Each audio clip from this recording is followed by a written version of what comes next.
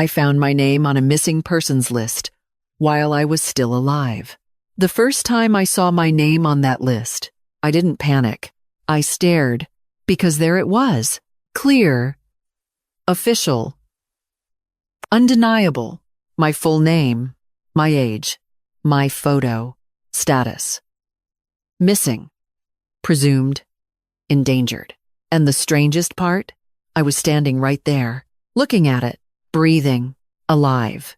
Have you ever felt like reality moved forward without telling you? If yes, comment number 1 below. I took a step closer to the screen. The police station lobby was quiet. Too quiet. The officer at the desk didn't look at me, didn't acknowledge me. Almost like I wasn't there. "Excuse me," I said. No response. I raised my voice. "Excuse me." Still nothing. That was the first detail that felt wrong. Because people ignore distractions, but they don't ignore direct presence. Unless they don't see you. I turned to the side.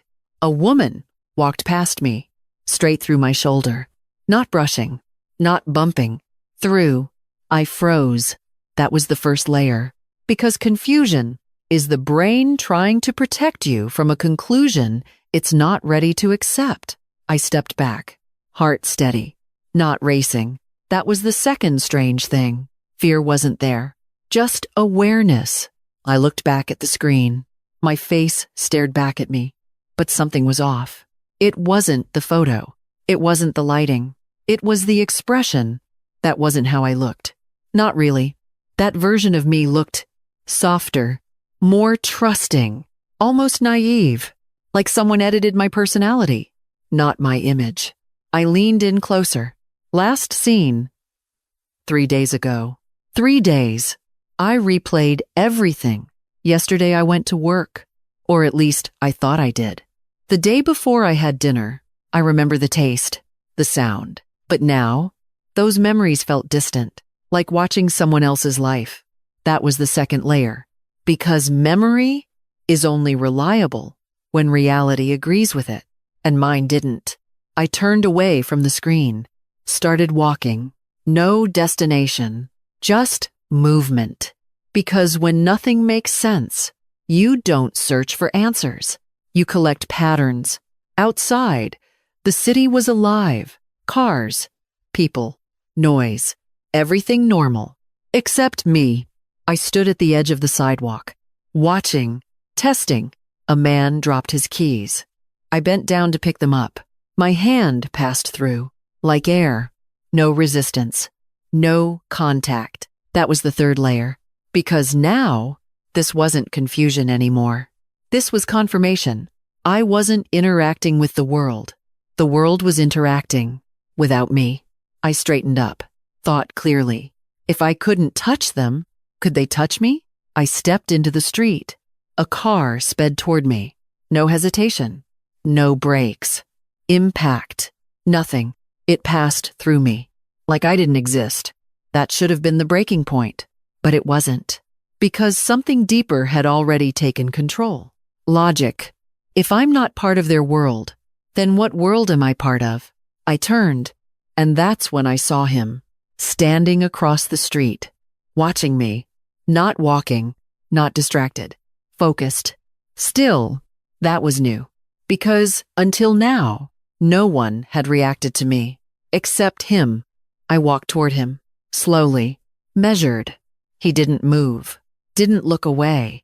"Can you see me?" I asked. A small smile, and presented. That was the fourth layer. Because recognition changes everything. "Who are you?" I asked. He tilted his head slightly. "Better question," he said. "Who are you?" I didn't answer. Because for the first time, I wasn't sure. He stepped closer. Unlike everyone else, he didn't pass through me. He stopped right in front of me. Solid. Real. "You've noticed it, haven't you?" he said. "The disconnect." I nodded. "Good," he replied. "Most people take longer. Most people," that phrase stuck. Because it implied I wasn't unique. "You're missing," he continued. I almost laughed. "I saw that." He shook his head slightly. "No, he said. You don't understand. You're not missing from the world. A pause. You're missing from yourself. That was the fifth layer. And it hit differently. Because it wasn't external anymore. It was internal. What does that mean? I asked. He gestured behind me. Walk with me. We moved through the crowd. Except it wasn't really a crowd. It was movement. Patterns. Repetition. The same woman passed twice. The same car turned the same corner. Again, and again, and again. That was the sixth layer. Because now, reality wasn't just ignoring me. It was looping. This isn't real, I said. He nodded. Not entirely. We stopped in front of a building. Glass doors. Reflection staring back at me. I froze. Because the reflection wasn't me. Not exactly. Same face. Same structure. But the eyes. Different. Sharper. Colder. Aware. That's you, he said. No, I replied immediately. That's not no. It is, he interrupted. Just not the version you remember. I looked closer. The reflection didn't mimic me perfectly. It watched me. Independently. That was the seventh layer. Because now, I wasn't just observing reality. Reality was observing me. What is this place? I asked. He finally gave me a straight answer. A buffer. For what? For identities that don't align anymore. Silence. Because that sounded impossible. But everything already was. You were removed, he continued. 3 days ago. My mind went back to the date. 3 days. What happened? I asked.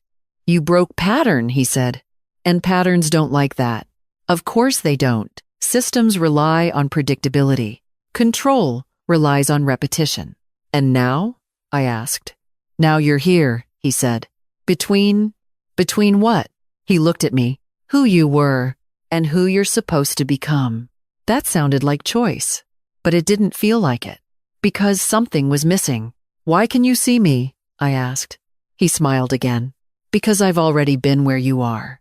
That was the eighth layer. Because now, this wasn't guidance. This was precedent.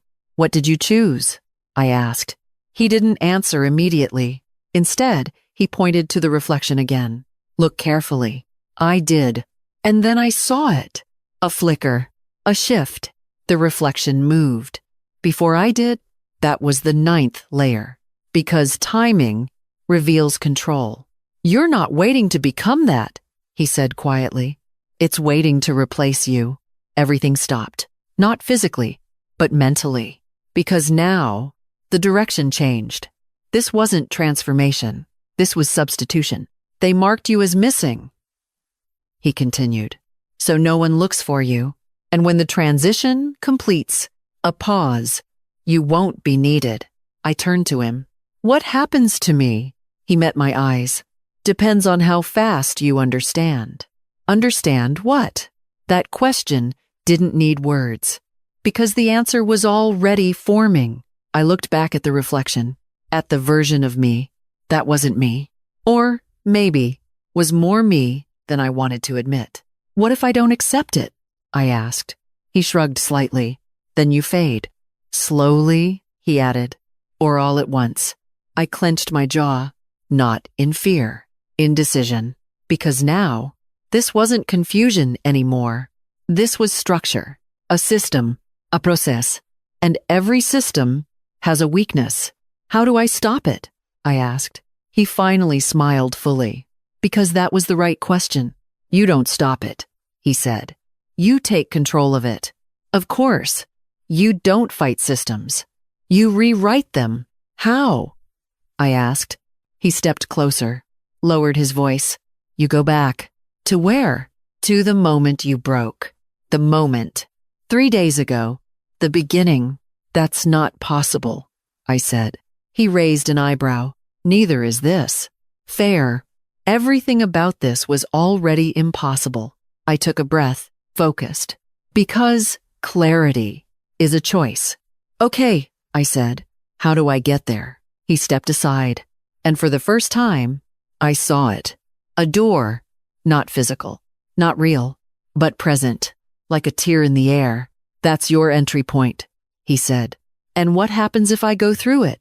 He paused, just long enough. That depends on whether you're ready to see the truth. I walked toward it.